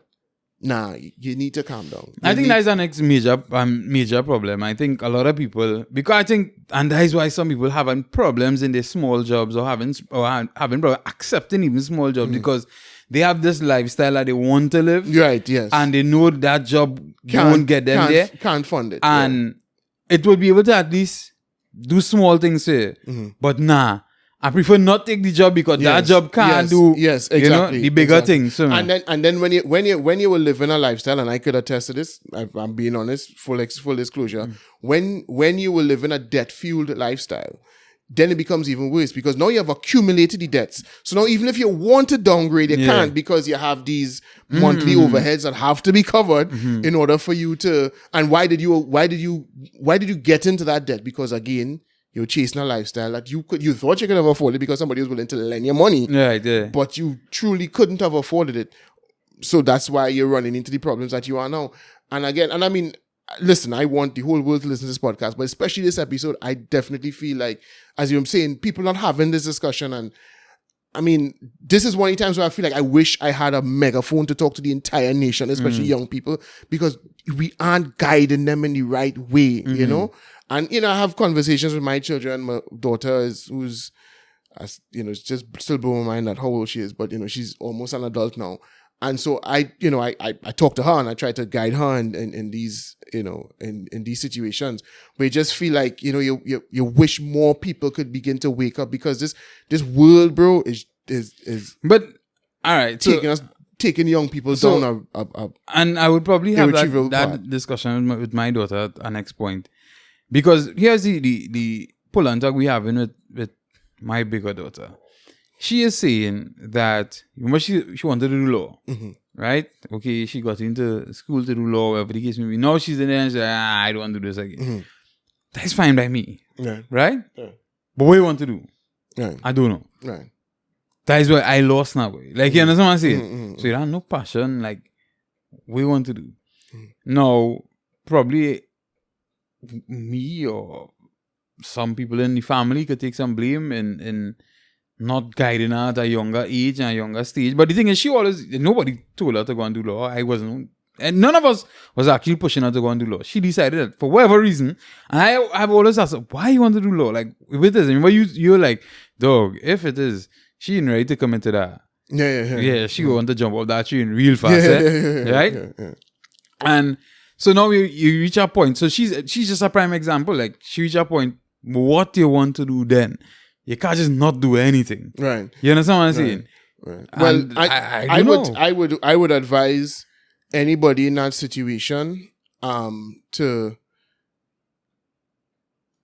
stack paper while you're deciding. It is completely understandable to me that you could not know what you want to do. Because, I mean, first of all, if you've experienced very little, you can't know. Right. The way to know what you want to do is you have to try a bunch because she thought she wanted to do law, and then as soon as she's tried it, okay, pump the brakes on that, right? And that's what happens with a lot of people. I want to do this because some aspect of the career appeal to you. You see it on TV, you see it on, and when it starts to do reality, this is what this work is, right? So you don't want to do that. So she needs to experience things. But one thing to do while that is happening, stack paper. Yes, do something and understand what you're doing it for. You're doing it because you need to be productive. Because being unproductive is not a goal, right? And while you're doing it, stack your paper so that what you're doing is you're increasing your options when you do find out what it is you want to. Because if you'd use this time while you're trying to find out what to do, by spending money and living wild and traveling here and wanting to be one of the Joneses, then you're going to realize what you want to do is later on is you want to be a graphic artist. And, graphic artists, I don't know how much graphic artists get paid, but let's say it's not a whole lot, right? Now you reach 30, 32, 33, 34, you find it's graphic artist I want to do. But I can't get paid as a graphic artist and I rent to pay and I have a house to, So how am I going to do that? Because you've limited your options because you have not stacked paper. So The fact that you don't know what to do, no problem, right? If you want to finish the law, if you want to finish it, if only to show that you have the stick-to-itiveness, right? Because you don't know what else you want to do, so you might as well finish what you started, right? Now, law is a kind of weird thing because if you finish the degree, but then you don't go on to do the LPC or the LEC, then it's a kind of useless. People say, "Oh, is a law degree still valuable?" No, it's not, right? It's not. I can tell you from experience. That by itself is not that appealing. Or maybe it might be for somebody who's younger. Maybe for me it's not as useful because it combined with a kind of sketchy resume is not something that people might find appealing. But the point is, it's not like business management where you could just your options might be broad. A law degree without a professional certificate and then the ability to practice is a completely different thing. So I don't know if you have to consider all of that in the equation. But I would still recommend if you have nothing better to do, or if you say, I'm not sure what I want to do yet, but I don't think law. I know law isn't it, and I probably would want to have a more valuable degree. So let me do something else. Maybe it might be. I know even if it's not my passion, I could do it. It's easier. I could complete it and then I could use that to get a job or do whatever. Fine, do that. But do something and stack your paper. Don't live wild. Because when you figure out what you want to do now, you don't want to be faced with the situation where, no, I can't do that car broken. Or now it's so much stress to change or to, And that don't live wild thing, I just want to add on this. I mean, I think we could. Yeah. I think what's really important to us is because we talk about social media, but other than social media, just your close friends us. Sometimes watch your close friends' situation and their circumstance, and understand your situation and your circumstance. Yeah. You understand what I'm saying? Exactly. You might have some friends who have millionaire parents, or have whatever financial backing, and they want to go down the islands every weekend, or they want to.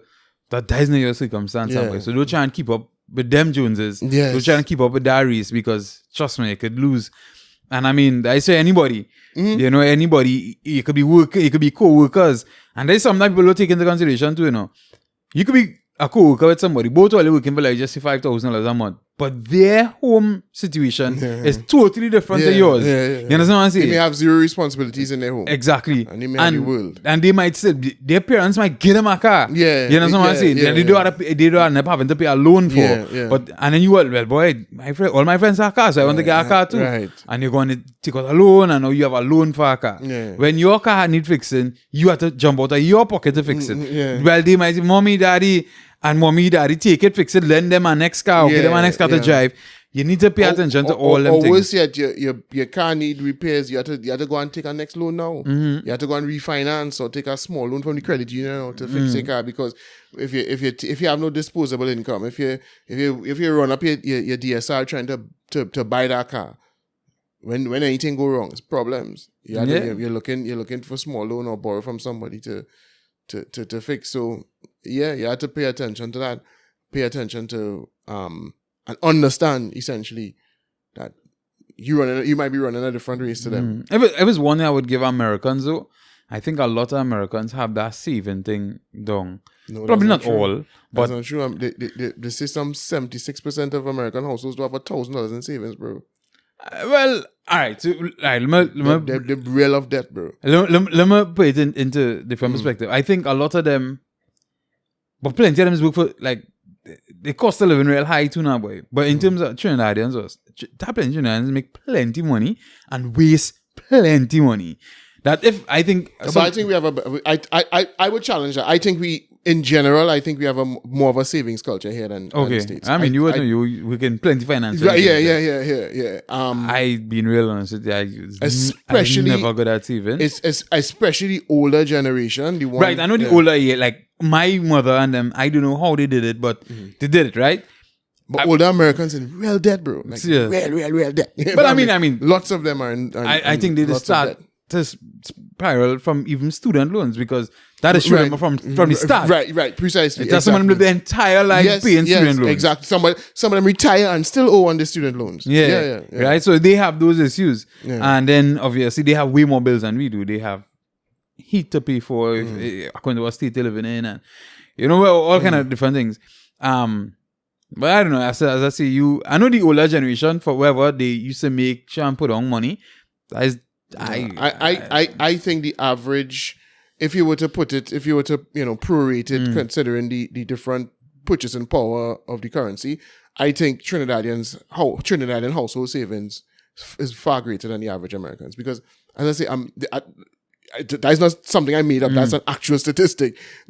That's why any recession is likely to lick up plenty people, because they don't save. They live on credit. Because remember, credit cards just come in the mail. You know what I mean? You could go in a store and they will tell you, here, going on, if you take this credit card now, when you're paying for your items with this credit card, you'll get 25% off. Yeah. And that has always blown my mind. Look at any cable station on a regular day and see how many bankruptcy ads they run. How many of them financial institutions that come out to provide bankruptcy protection or even sell debt consolidation loans and things.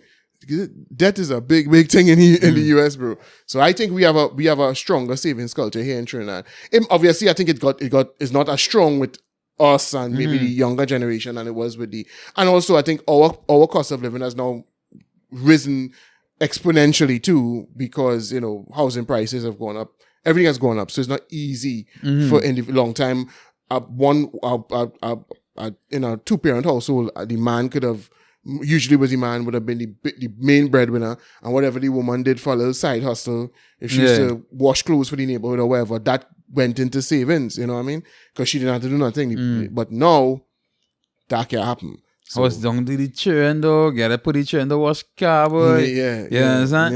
Yeah. Because it's hard. It's tough out here. It's tough. But as we get ready to wrap it up, there's some real serious advice. It's some things that people would have never discussed with anybody else before. We had these discussions.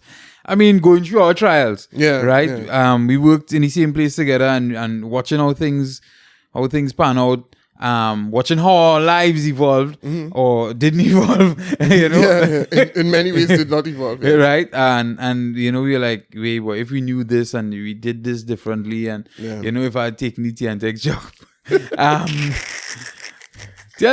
call me back, boy. I real experience now, dog. I'm telling you, dog. I TNTech, boy, what you gonna do, boy? Anybody know anybody in TNTech in HR? Anyhow, yeah. So, just go to the podcast. You can probably listen to that again and all. If you didn't catch some of the things. Yeah, and I mean, I'm dead serious when I say this. If you're listening to this and you are a parent of a young individual, please, you know, I agree with everything we say, but at least understand one thing, that we're in a changing landscape, and you can't be telling your children the same damn shit I get over and over, go to school thing. I'm not telling you that, to tell them drop out, I'm simply saying you need to do your best to prepare them for what the world is out there, not what it was in 1995. Prepare them for possible disappointment and prepare them to be able to maneuver. Yes. And switch as fast as possible. Yes. And, that is what's important. And understand that it's going to be a struggle. Adaptation, that's it. Yes, they need to adapt and go into this knowing if you are one of those that graduate and go straight into dream job and living on easy street, then you are 1 in a million. That's not what you should expect. If it happens, it's a plus. But don't expect that. Expect that you're leaving secondary school, and the decision as to whether to go to tertiary education, take it seriously. Make sure you know what you're doing it for. Don't just do it because you think that's what we're going to get you where. You know what I mean? You have analyzed the industry that you hope to join. Is it necessary to enter with this? Can I learn on the job? Because half of the frustration that comes from doing the degree and getting the entry-level job is that you think, well, I could have done this without the degree. Okay, and maybe you could explore that. Can I do this without the degree? Can I enter? And then realize, okay, when I get to a certain point, all right, now I'm reaching the ceiling, where I ain't gonna be able to go further than here if I don't have some kind of credential. So let me look into getting the credential while I'm doing the job, so I come out as a boss. You can't tell me nothing about not having no experience, because I'm doing the work and are learning the theory. No, this might be weird because obviously I'm not one of the academic people, right? But I find real strange, like, if somebody worked in a particular environment, right, for years, let me say 5 years, you work in a particular environment, but they just say you need the paperwork, right? And then you have to go and do the degree and start like somebody who have never touched the environment before. I think that's kind of weird. Like, you don't have a weird... No, well, that's not necessary. That's not normally what would happen. What would happen is that you've worked in a company for many years. This is a bank, right? I could speak about banking because I've done that in so many different incarnations, right? You work in a bank and you come in at entry level. You come in as before you used to be able to, PBOs was a thing you didn't need a degree for. It wasn't entry level necessarily. You went from teller to PBO, but there was some rare occasions where people come straight in as PBOs, but they didn't necessarily have degrees. But you would come in as one of those things in the operations department of the bank, right? And you're working in the bank and you want to come out to operations. You fill up stamp voucher and count cash and deal with customers. So you start to look around. All right, I like marketing, so I want to move into the marketing department of the bank. But if you apply for any position in the bank, they'll say, well, listen, you have no marketing experience, right? You know, I mean, yes, you've been working in the bank, the bank systems and whatever, but you've been a teller, you've been customer service, that sort of thing. So you realize, well, I want to move into marketing, so I'll go and get my marketing degree. And so when the position opens up in the bank, I am the perfect person because I'm familiar with the culture of the organization. I've worked here. I know everything. I know the systems inside out. And now I know marketing and the theoretical aspects of marketing. And then even if they might still say, well, look, if you want a senior position or a middle management position, you still want to have a little experience. You might be able to start as a marketing assistant, right? And then you make that transition and then you move up. But you would not have been able to do that without the credential, right? Because they would say, yes, you were working here, but you weren't necessarily doing this role. Right. But I mean, we talk more like, how do you want? And let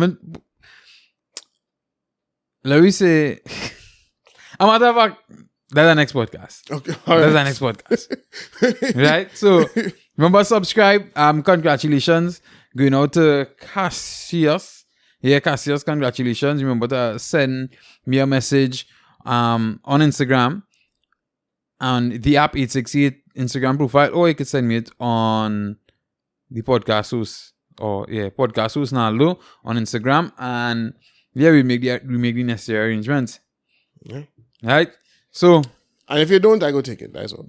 If it's stick. Yeah. Right? How many part time on that? What say tomorrow by 12? I don't think he's tomorrow. Oh no, we think we'll go by tomorrow. Yeah, because the processing and the thinging and Where's the date? You have until today's the 14th. Right, you have until the 16th, 12 p.m. to contact Naldo as the headphones is mine. All right, so we out. Have a wonderful one. Till next week. Yep.